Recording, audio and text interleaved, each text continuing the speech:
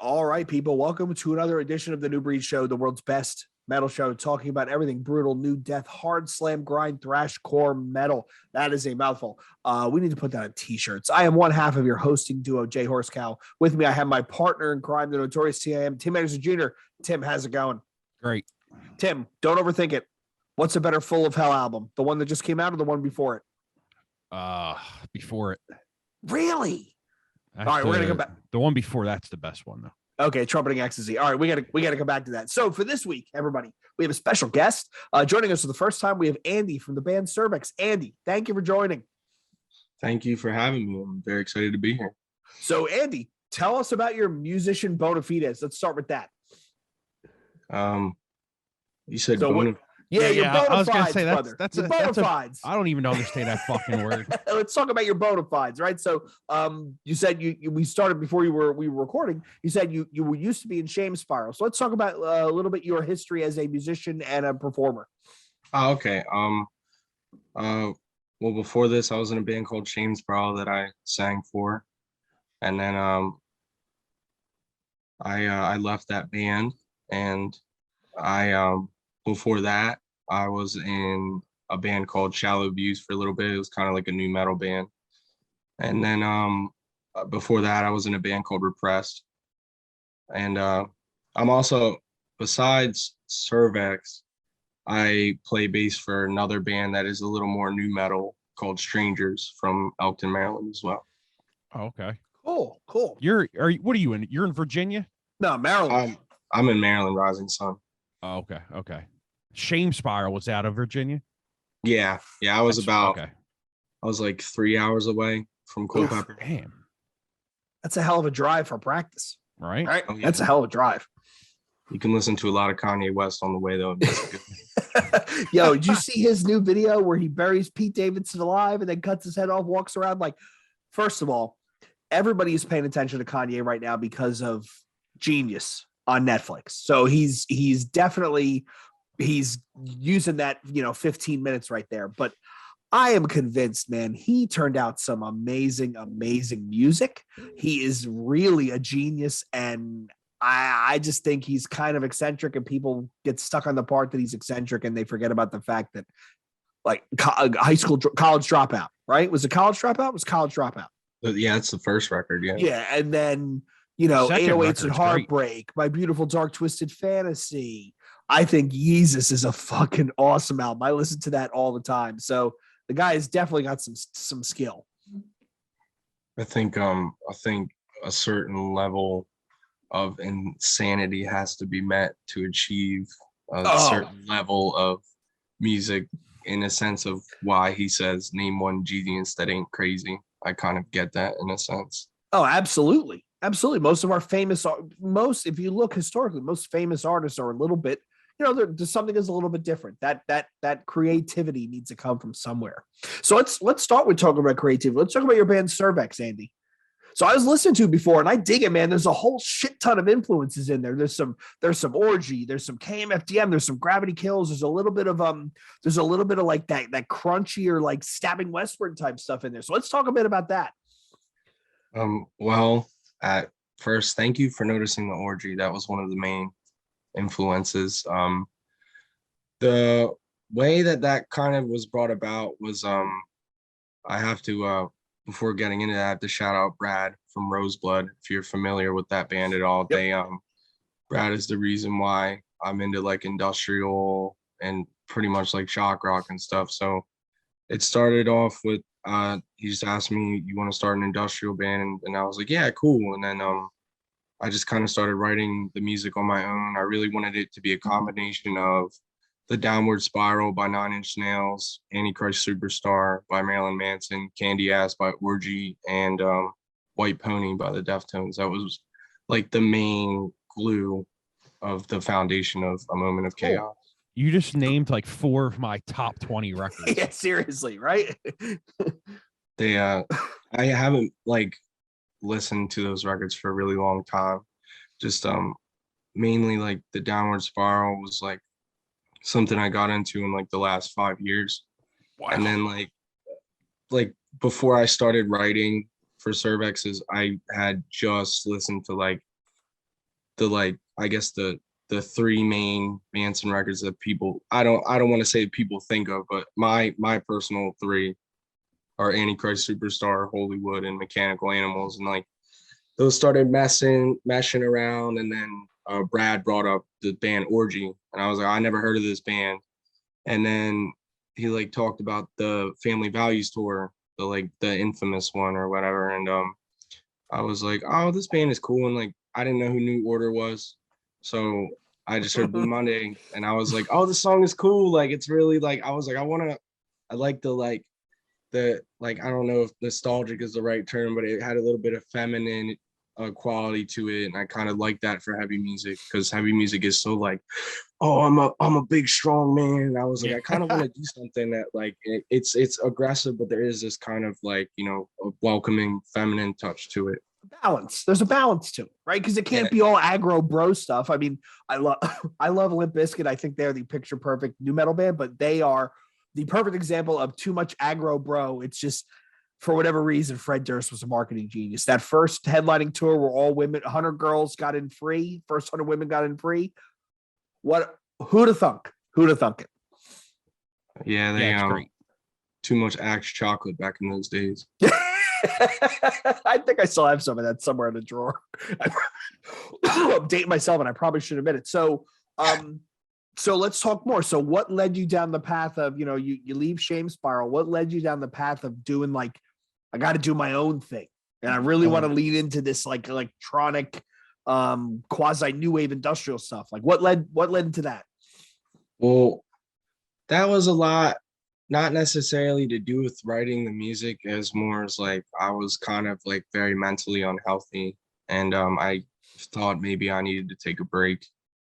And then in that time period, before I had left the band, Brad was talking about like industrial music, and we had talked about doing something like that. And then again, when I had in between, or like I was kind of like, I don't know if I want to do music. And then I got on Tabit, if you're familiar with that. And I just started like messing around with stuff, and I plugged it into a Reaper DAW. And then I sent it to the guy who produced it. And he was like telling me, he was like, this is pretty good. And I just kept messing around with it and seeing that kind of where, I'm sorry, I got really off track. It's my ADHD, but no, keep going. You're good. Basically, in between discovering what I wanted to do with it, it was this weird place where I was just kind of like not sure what I wanted to do. And then I started listening to industrial music more and more, and that kind of really led me towards that. I started to really fall in love with like how electronic it is, but it's so aggressive, and like it's just like whatever you want to do. And that's what I really like about it. Like claiming it to be an industrial record is because like you could call it new metal or this, and it still has these industrial roots to it. Mm-hmm. You know? Yeah, I remember when I first heard the EP, I put the first song on. What's it called again? Shit. Tension. Yeah, yes. And I like when it first comes in, I'm like, what does this remind me of? And up into this day, because I was listening to it today, like to get ready for this, and I'm like, I still can't figure out what this reminds me of. And then, of course, Jay says it, and I'm like, you gotta be fucking kidding me. Like that quick. See, I put it on today. I was out with the dogs, and I had it on in the back. I had it on a speaker because I was just sitting in the yard, and I just kept rattling off just all these influences. Okay, I heard that.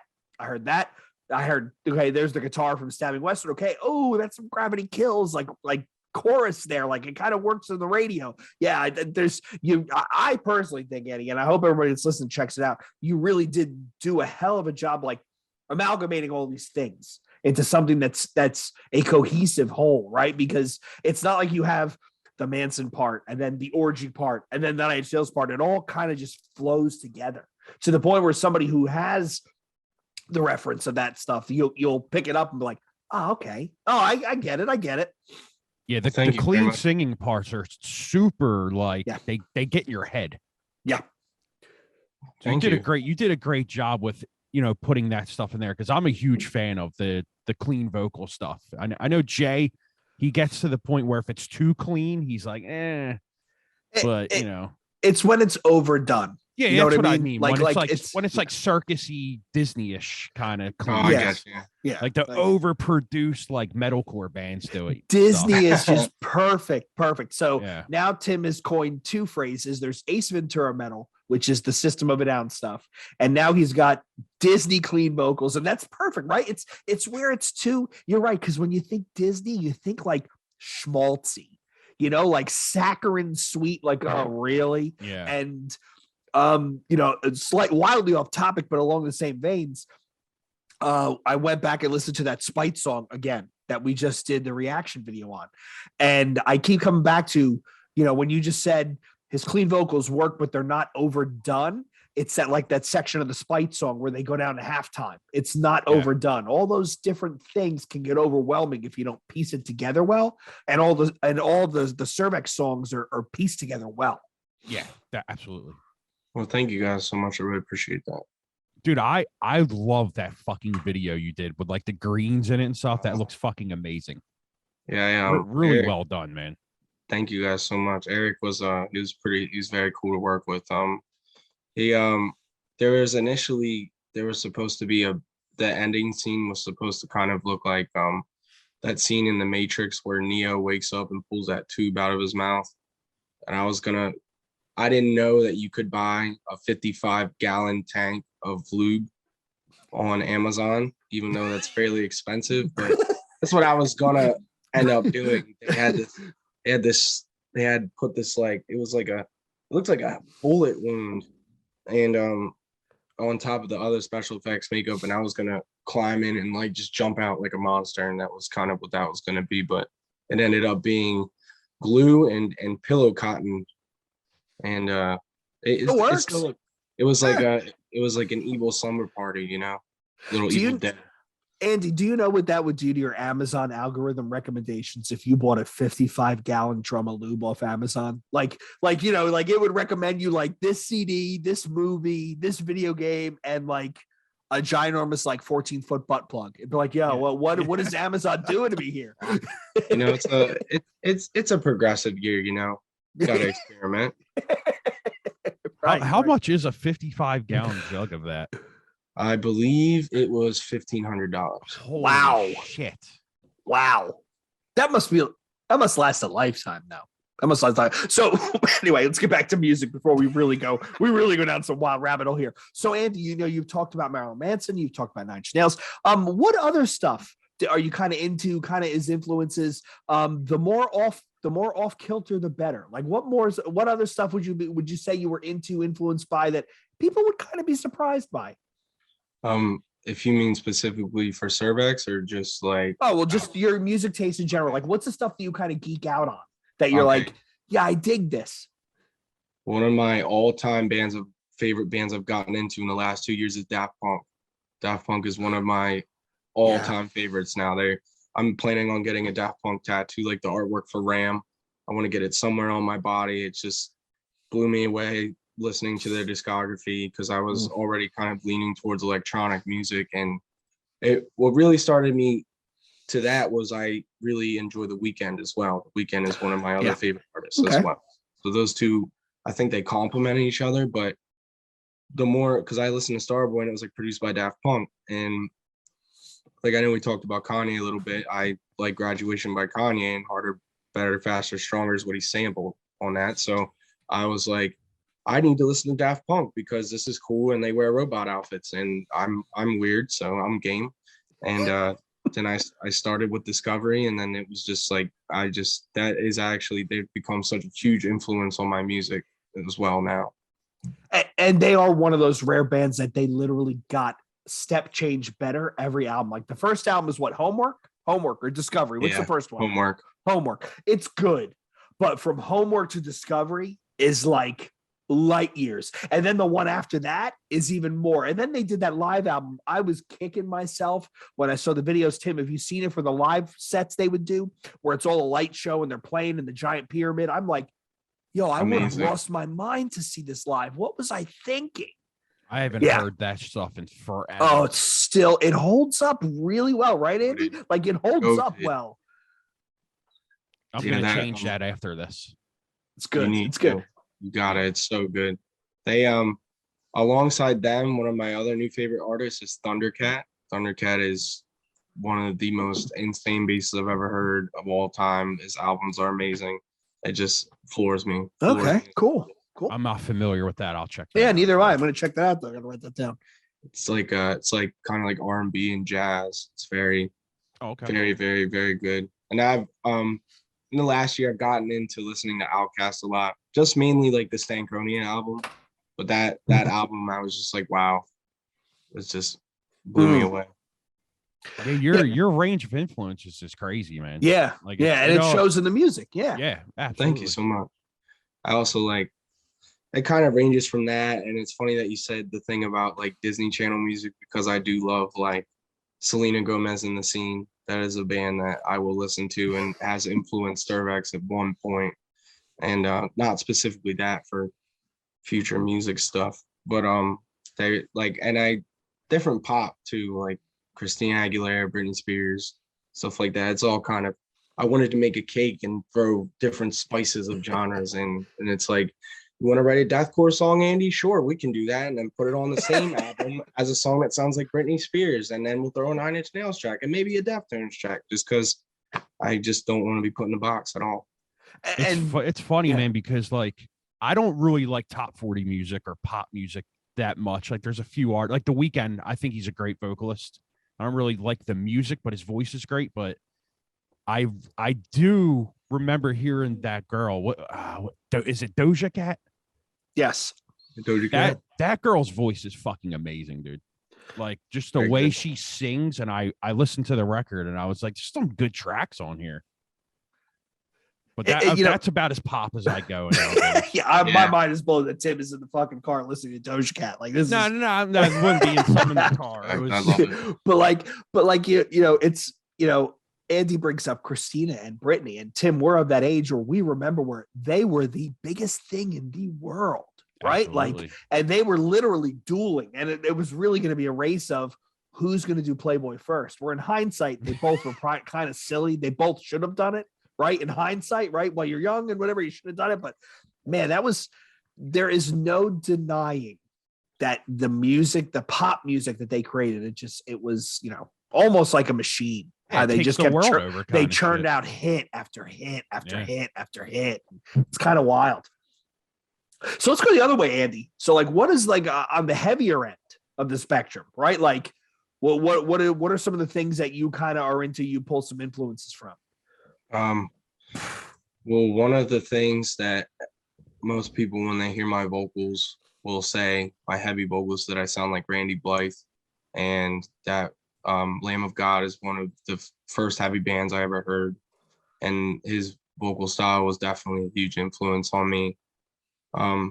As far as musically, I guess starting from the industrial bands, I've covered those, but then like I really like older deathcore. Like I guess I don't know if it would be classified as a deathcore record, but I think like Goodbye to the Gallows is like kind of what I refer to, maybe a little bit more metalcore sounding. And then like I like the one album by Elijah, I think it's called Incinerate, or maybe that's the name of the song. I'm messing it up, but stuff like that I like. I like a little bit. I like some punk and hardcore. I got a bunch of friends that play in like metalcore bands and stuff, so I like those type of bands. One band that does influence me, and I definitely have to shout out because they are some of my favorite people in the world, is Kalinowski. Specifically, Peter's lyrics are something that really like taken a big influence on me. Yeah. How old are you? I'm 24. Okay. Makes sense now. Yeah. That last album was pretty damn good. The EP before that I thought was absolutely mind blowing. Why Did You Do It? I think it was called. It was absolutely amazing. Absolutely amazing. It was really kind of wild. I'm not familiar with it. It was good. So let me ask you this, Andy, because considering what day it is and when we're recording this, did you hear the new Vane album? You know what? I'm literally lacking. Oh! I didn't hear it, but we should pause this interview and make you listen to it. It is terrifying. It gets more terrifying the more you listen to it. Like, it is the songs that they released. I will say this, Tim, let me know what you think. The songs that they released were good, as a cohesive album, it's perfect. Like it's flawless. It's flawless. It's Yeah, great, yeah. and you nailed it. It's fucking terrifying music. Right? I don't get like I see a lot of Twitter people saying like how this is the best new metal band, and I'm like I don't hear new metal in this. No. I'm curious to hear what Andy thinks when he listens to it, because I think they actually could have went that way, and they kind of went fuck it, and and they went extremely heavy, heavy, like abrasive. Like I listen to bands like Sanction and Serration and stuff like that, and I'm like, that's what Vane sounds like to me. Yes. That's not new metal. Like just because there's a little bit of a turntable and it doesn't mean it's fucking new metal. Enough. Right. Just because it has one new metal riff, it doesn't make it new metal. Right. Reinventing Enough. the Steel is not a new metal album because there's a couple of bounce guitar riffs in it. It's like Phil Anselmo's going to come to your house and choke you, and he probably would be well within his rights to do so. Dude, like I just get angry because I know it's just kids and they're having fun and blah blah blah. I get it. Like it's cool, but like I think if you ask a band like Vane, they're gonna say we're not a fucking new metal band. Like, is Eyes Upon Separation a new metal band? No. Does Vane sound like Eyes Upon Separation? Yes. You get what I'm saying? I'm fucking 38 years old. I'm pretty sure I know what I'm talking about.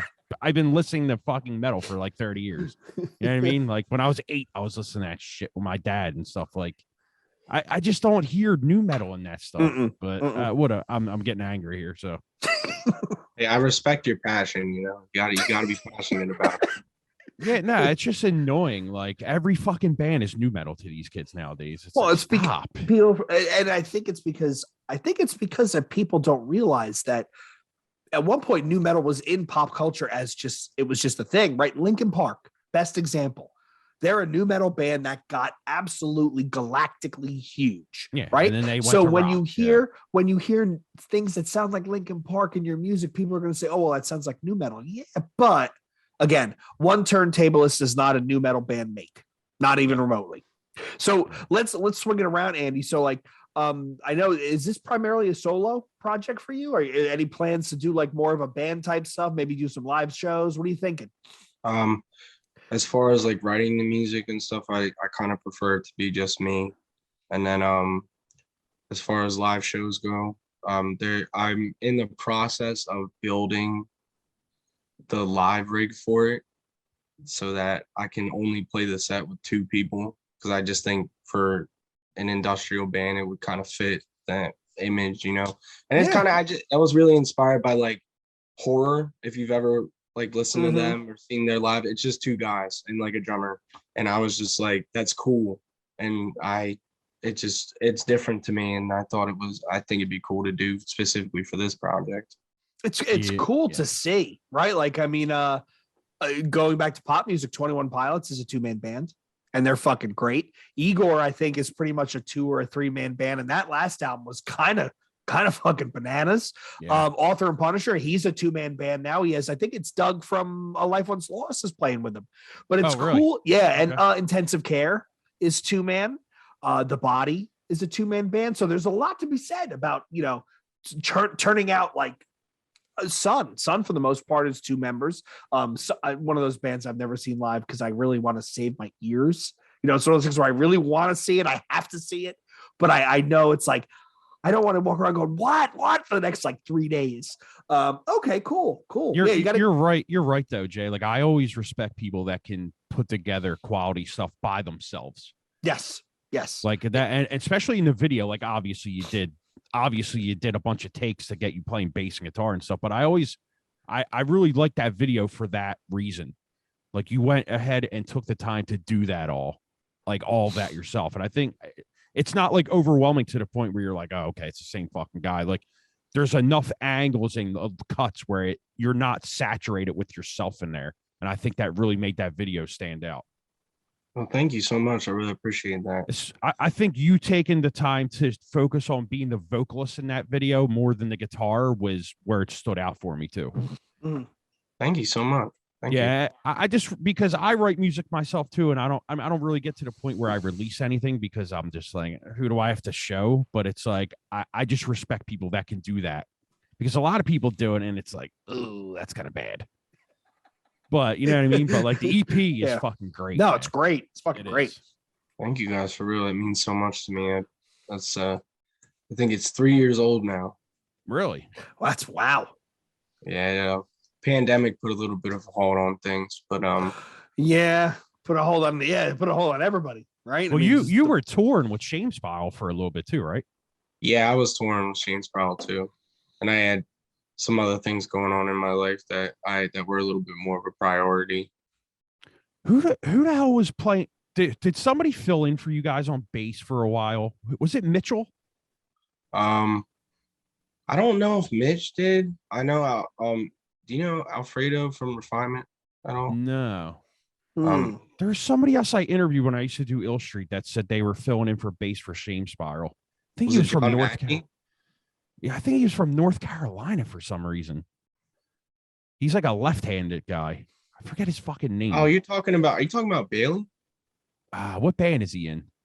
Well, he was in Shame Spiral, but I can't remember. It'll come to me. I'm gonna look through my phone while we're talking because now it's gonna aggravate me that I can't remember. Like, somebody was like, "Yeah, I'm about to go out with Shame Spiral and play bass," and I was like, "Oh, okay, yeah, I remember that." And that's when I was telling you, I was like, "Yeah, I was about to hit them guys up," and then I think you guys did you guys break up when you left? Well, they had continued playing, and Bailey was singing for the band. Okay. And then they were doing stuff for a while, and then we just played a little secret set the other day where I did vocals. Oh, okay. So that was pretty fun to do. Oh, okay, cool. That's I was gonna say because I know you guys were on tour for a little bit, so you were actually doing this when you were in Shame Spiral. Then I had it was kind of like the tail end. Okay. I didn't even have any songs written yet, and I was kind of just coming up with lyrics and thinking about different ways to plan how I wanted to do it. Okay. And good stuff using Reaper. Best raw. Best DAW there is. Yes. Why did I say raw? But yeah, DAW. It's the best DAW out there. I love when people use that, man. I love it. It's so good. It doesn't kill your memory or your resources. It's great, man. Stop using Pro Tools, kids. Over my head. Yeah, no Pro Tools. Yeah, I like when Tim geeks out on this stuff because I actually get to learn something. So I'm going to ask you, Andy, the same question I ask everybody, and I always seem to stump everybody with this question. You get your rig set up, and you're going out on tour, and you get to pick who's the headliner that you open for, and who is your direct support. So who's opening the show? So you're going to be sandwiched between a headliner and an opener. Who is the headliner and who is the opener? The headliner it's either gonna be 9 Inch Nails or the Deftones. Okay. The direct support would probably be this band from Pennsylvania called Promise Breaker. Who? We reached out to them. We're trying to get them on the show. That new album is really good. Me too. They are the best people ever. Yeah, that I really like was the thought process, right? I like it a lot. So it's good. It's so good.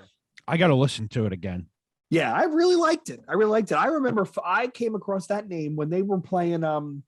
What's the is it Fam Fest that used to be at Voltage every year? Yeah, they were on that bill, and I checked it out. I'm like, this is pretty good. But I think that old stuff, the EP with the TV on it, versus what they're doing now it's a step change in improvement. I think it's really good. So if you run into them, Andy, tell them to reach out. Yeah. They got a message in their Instagram inbox. We want to bring them on the show. But yeah, I like that a lot. Okay, cool. That'd be a cool lineup. Cool lineup. Yeah. It's funny that you mentioned that Promise Breaker on Fan Fest. I played bass for that set. Oh, no shit. Yeah. Cool. Fun time, very fun time. You think is he gonna bring that back?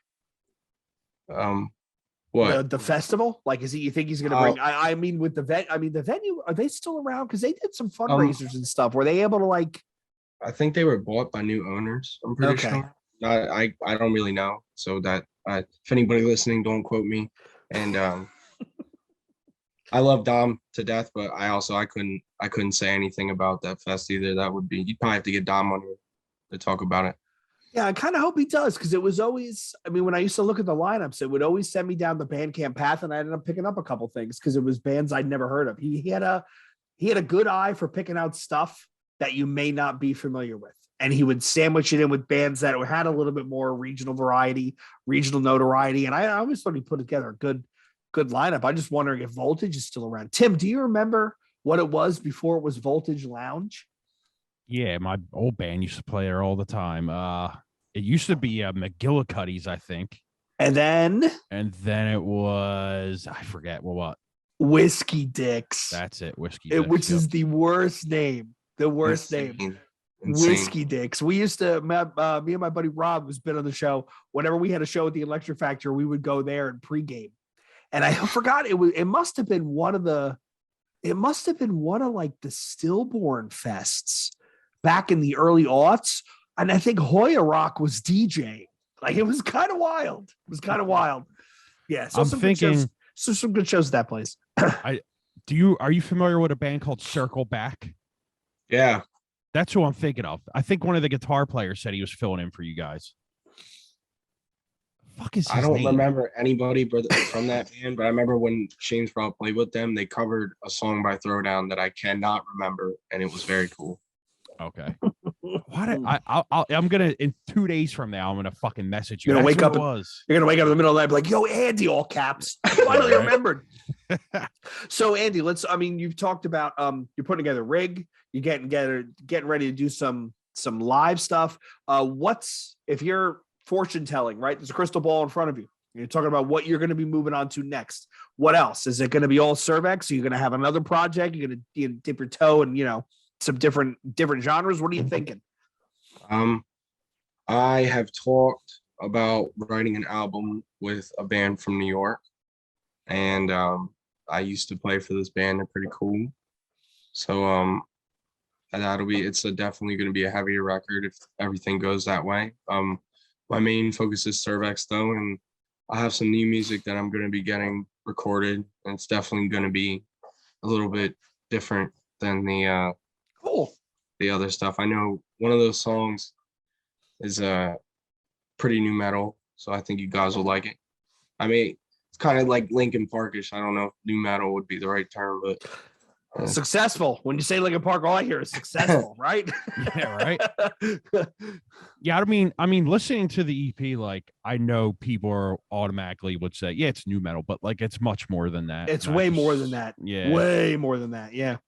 I'll tell you what though, that I swallowed a knife thing, I fucking love that. Like, just you starting out the song with that, I fucking love that.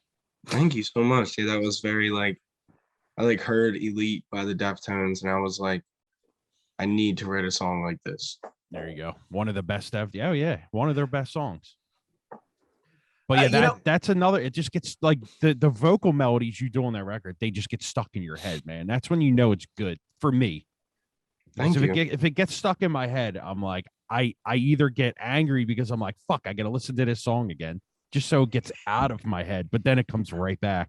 Yep. Like, you ever wake up in the morning and you don't even think of anything, but you just have a song in your head right away? That's the kind of like melody stuff that you do in there, that it gets like, you wake up and there you go. There's Cirvex right in my head. See, I wish I woke up and had that cool shit stuck in my head. I wake up and it's like fucking Nature Boy, that 80s song, yeah,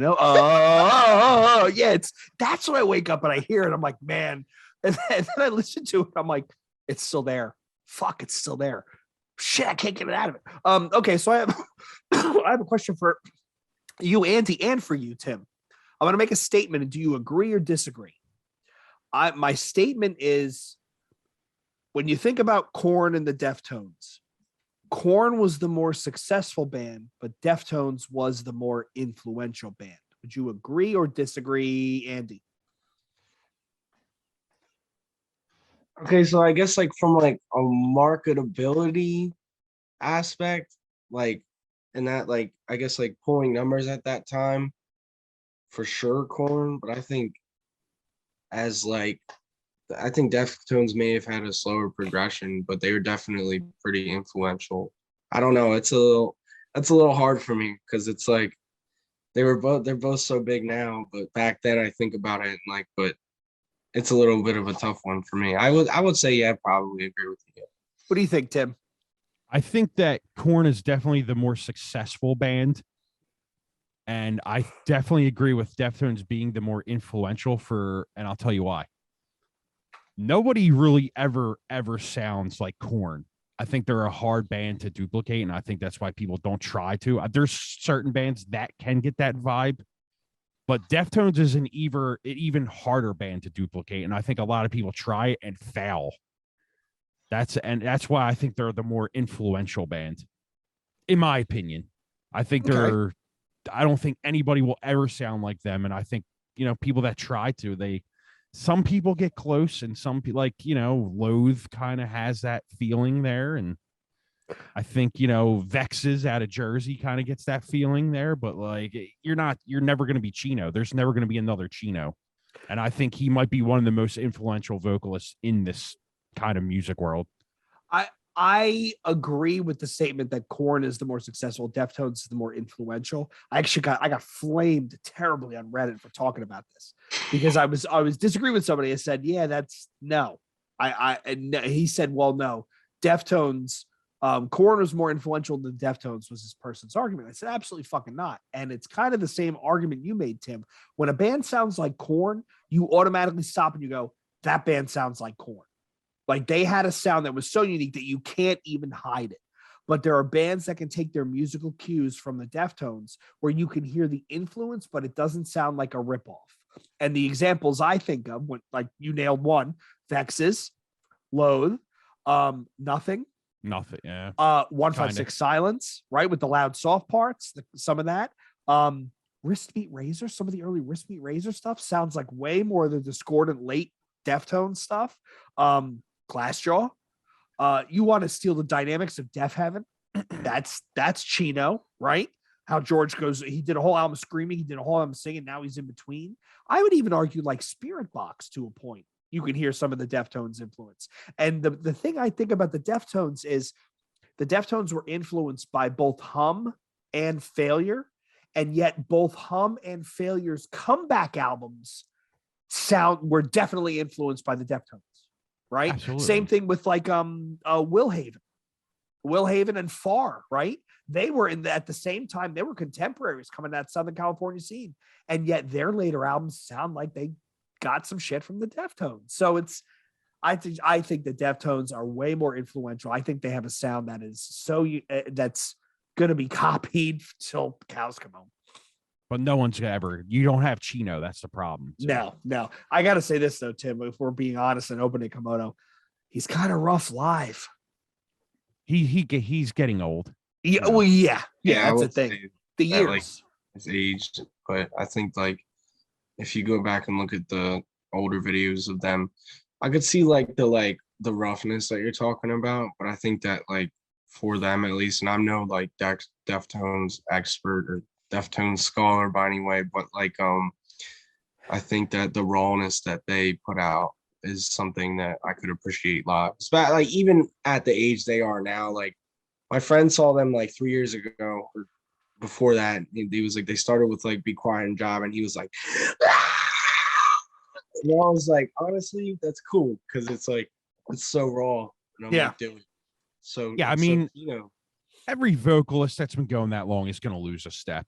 Yeah, you can't do that. I mean, when your vocals cords are that young, and yeah, the croning vocal style that a lot of people do, that it tears your vocal cords apart. And I mean, they're my favorite band of all time, but I personally can't stand them live. I think he sounds terrible nowadays. The last time I saw them live, it was really kind of disappointing. But White Pony era, they were on top of the fucking world. Yes. So, yes.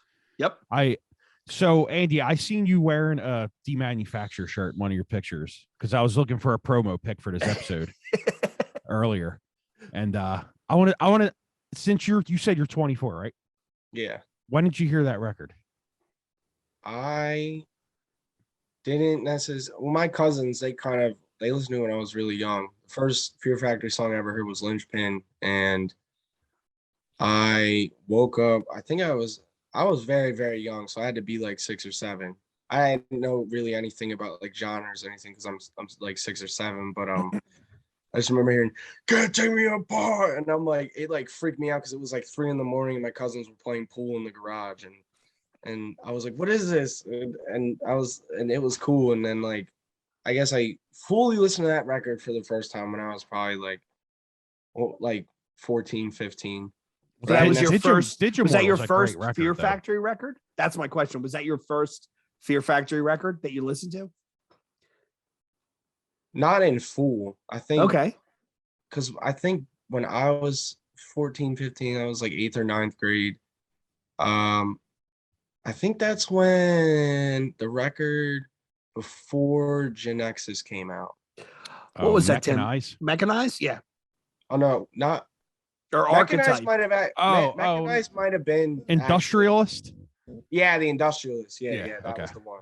Okay. So I had heard like the singles though, like I guess it was singers like I knew Self Bias Resistor and I knew like Lynchpin and my cousins really liked Mechanized, so I knew Power Shifter and like Christploitation and stuff. So but yeah, the Industrialist was the first one, and then after that it was kind of like I'm just getting into like, listening to albums. So I was like, I want to listen to like the first couple albums, and I try to listen to Soul of a Moon Machine. I really do, but it is kind of hard for me to listen to. Dude, it's totally different, right? Yeah. Like Soul of a New Machine. I mean, I remember when I the first time I saw them, I was lucky. It was it had to be fall of '96, right? So they were touring off of Demanufactured. Wow. And they kind of fucking blew the roof off the place. Like they really kind of did. They were direct. They were right below. I think the headliner at that time, I think it was Biohazard was headlining that show. It was one of those SOU shows.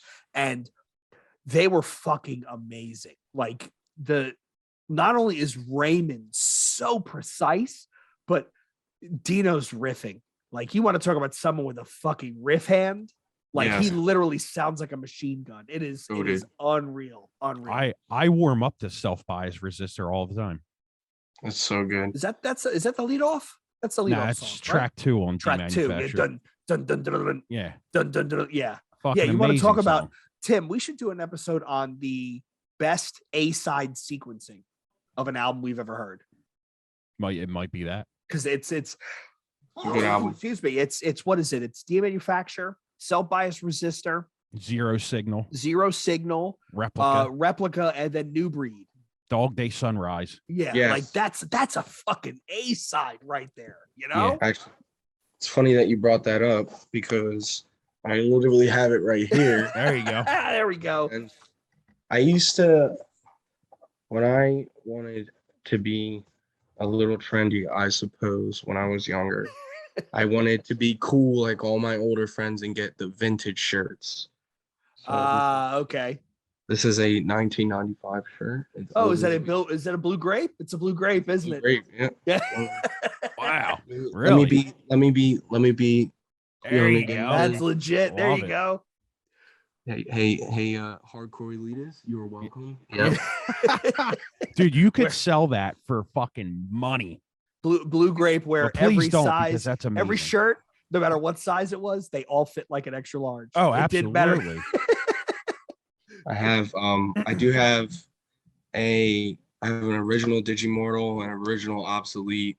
I have the shirt, the Fuck You Asshole Terminator shirt. I don't think it's an original. And I found an original of Soul of a New Machine for $60, and I cannot find it, and it is very depressing. Depop? I don't remember, honestly. Me and what's his name? When John Whittle was still in Vatican, I like showed him. I was like, dude, I got the shirt for $60, and he was like, no way. Another great band right there. I had a fucking Fear Factory hockey jersey. Which one? The black and blue one. The black and blue one. It was blue grape and said Fear Factory on the front. It had, dude. When I think of the merch that my brother probably still has all his, but I had like at one point blue grape did all camo, so it was camo ringers. I had a orange camo. I think it was a Sepultura ringer.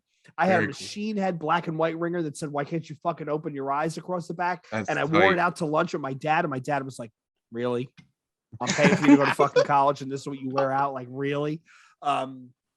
I get that when I wear this shirt because of the back of this one. What's the back of that one? It just says harsh grinding death, but people are like, what the fuck is that? Oh, because I have the hoodie that on the back has the the musical note with the cross through it. And it says anti-noise, anti-life. And all these people are like, what does that mean? I'm like, I hate people. I love it. I hate people.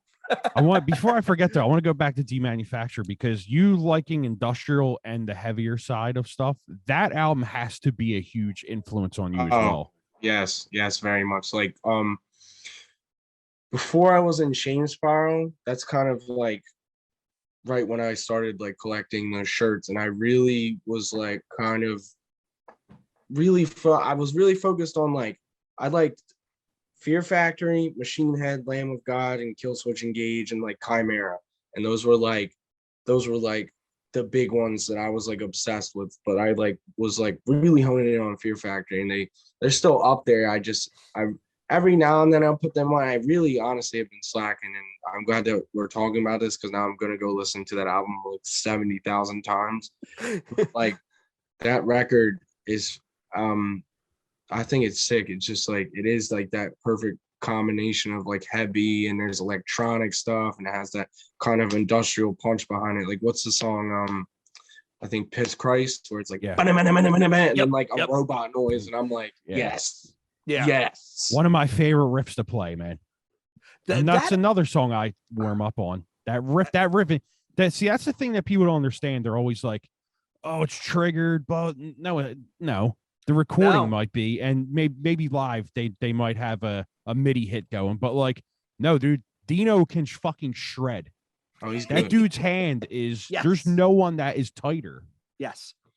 I mean, like a lot of people always say like, yeah, it's computer generated.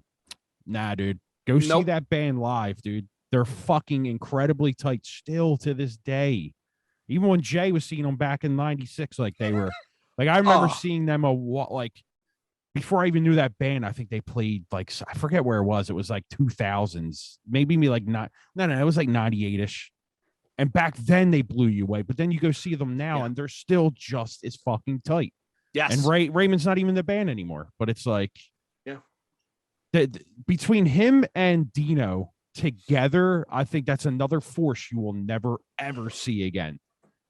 Just the musicality with them too. Like I wish that they, even Christian too, right? The three of them they were lightning in a bottle, right, Tim? Even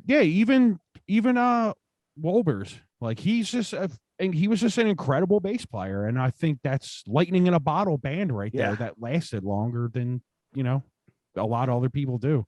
And it was just great to see you wearing that shirt, because I'm like, oh, because that's a top 5 record for me of all time. So good.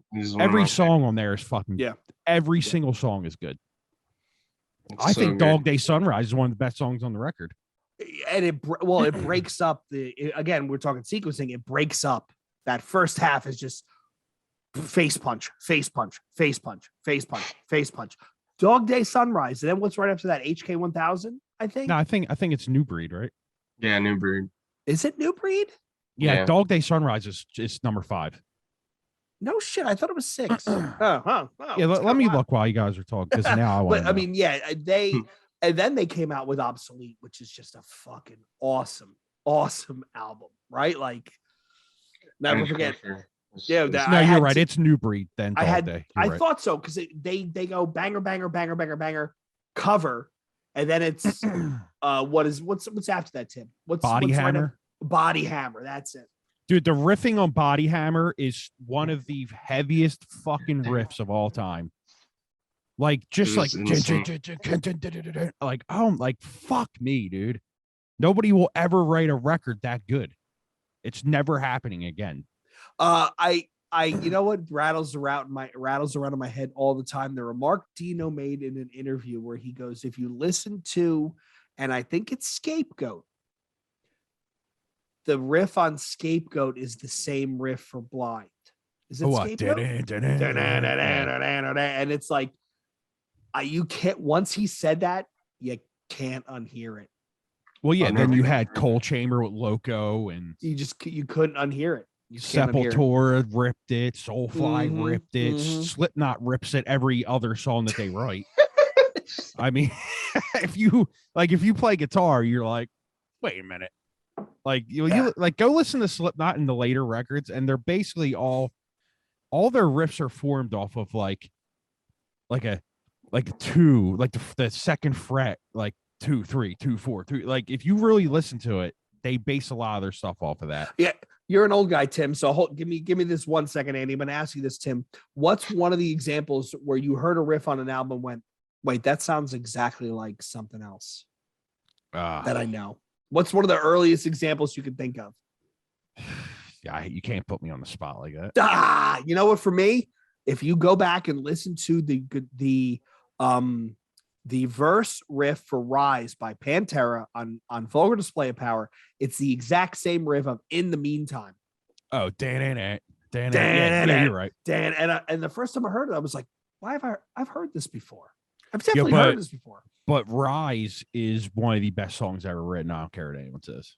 Yeah. I think Pantera's best song is Slaughtered, which is a B-side on Far Beyond Driven, where if you don't want to get up and just break everything within arm's reach, there's something fucking wrong with you, right? Yeah. Like, I mean, let's put all the Nazi bullshit aside, because I don't like getting into that shit. It's just music to me, whatever.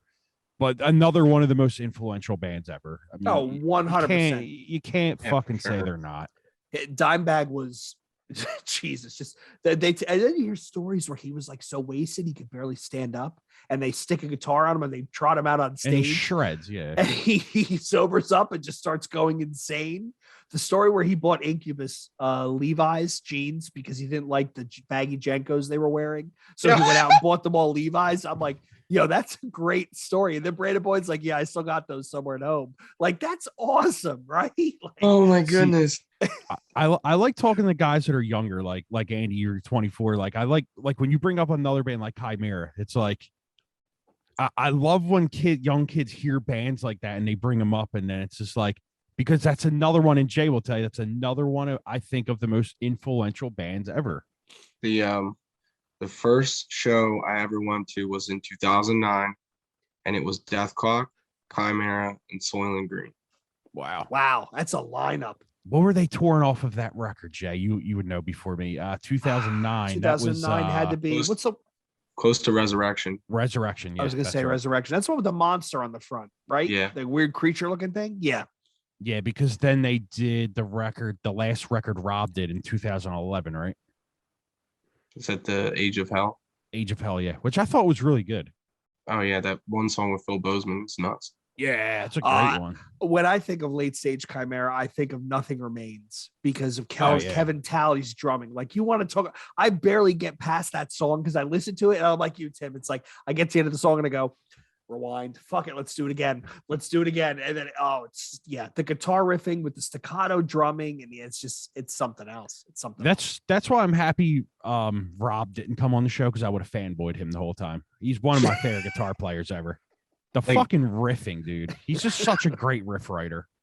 You were gonna have one of the old guitars from Chimera on the show? Yeah, when we first started, we had Delusions of Grandeur, and before we actually had a stable of episodes, we just started reaching out to random people, and most of their responses were like, "Yeah, thanks, but I'll check you guys out, but we're gonna wait." And you know what? It kind of worked in our favor, because a bunch of people kind of said they're going to wait, and now new metal revival is a thing and all these bands are a thing. So now we have some guests coming up. We just recorded an episode with the two guys from Crossbreed, right? Which is kind of wild. We have another one we're working on. I'm not going to say it, and I'm not going to jinx it, but we had John come on from Snot, and we talked to him. So, I mean, it's pretty cool that we've had like a bunch of bands who are like, yeah, we'll come on, we'll chat. So it's, yeah. That we're definitely seize the day, right? Carpe fucking diem, this new metal revival stuff. Yeah. We're gonna one day we're gonna get Fred Durst, and then we're quitting. Oh yeah, that's it. That will be the end. We'll interview him, and that will be the last episode, because it's not gonna top that. It's just we're gonna go out on a high note. Absolutely extremely beast. Then we'll just guest on other people's podcasts and ruin theirs. We'll call up poor David from Life is Peachy. We'll guest on his and just take the show over. There you go. So I know we're approaching time, Andy. So I want to throw out where do people find you? Right. So if people want to get in touch, they want to check out your music. Maybe they want to collaborate and do some shit. Where do they find you, man? Facebook, Instagram, Twitter. Cirvex is a cult. I think Instagram is Cirvex CIC. You can find me on YouTube too, Cirvex. Find my music's on all streaming platforms. I am everywhere and nowhere at the same time. All right, cool. Dude, Well, looking forward to whatever you're doing next, man. I really enjoy that EP, man. And we will link. Thank you so We'll much. put the link in the show notes to everybody to the Spotify page. We'll put a link to. You know what, Tim? We'll do a reaction vid to Andy's the Cirvex video next time we sit down and do recordings. It's funny you say that because I just put it into the reaction thing to do it. Like Just add it into the queue. Literally Awesome. right before I jumped on here, I was like, let me put that in there before I forget. Yeah, it's already in there. Awesome. So Tim and I want to thank you, Andy, for coming on behalf of Andy, Tim, myself. I want to thank everybody for watching, for listening once again. New Breed _ podcast on Twitter and on Instagram, newbreedpodcast@gmail.com. We have a Facebook group. It's getting pretty lively, so hop on in there. You can find us on r/new metal. We're always bouncing around. So once again, want to thank everybody for listening, watching, joining in. And until next time, this is New Breed Podcast saying peace. Later.